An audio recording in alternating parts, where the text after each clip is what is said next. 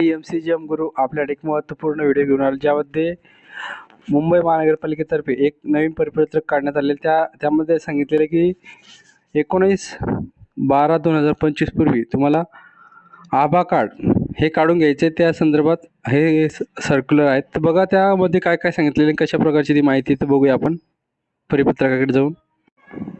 इथे बघू शकता आपण मुंबई महानगरपालिकेच्या सार्वजनिक आरोग्य खात्यातर्फे हे सर्क्युलर काढण्यात आलेले. याच्यात परिपत्रक क्रमांक सुद्धा दिलेले आहे आणि 19/12/2025 परिपत्रक आहे. त्यामध्ये मुंबई महानगरपालिकेतील कर्मचारी आणि त्यांचे कुटुंबीय यांचे 100% आयुष्यमान कार्ड निर्माण करण्याबाबत, म्हणजे जे काही आयुष्यमान कार्ड आहेत, म्हणजे त्याला आपण आभा कार्ड म्हणून सुद्धा ओळखलं जातं, ते 100% काढायचं आहे. सर्व कर्मचाऱ्यांनी हे काढून घ्यायचं आहे. त्यामध्ये संदर्भ सुद्धा दिलेला आहे.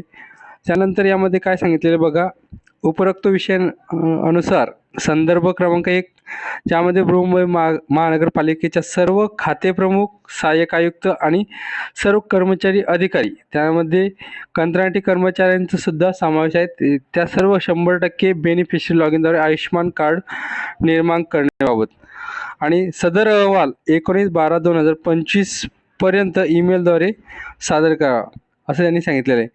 तर ज्या कर्मचाऱ्यांनी आभा कार्ड काढलेलं नसेल, त्या कर्मचाऱ्यांनी आभा कार्ड डाउनलोड करायचं आहे, म्हणजेच काय, आयुष्यमान भारत कार्ड आपण अशामध्ये असं सुद्धा म्हणू शकतो आपण त्याला.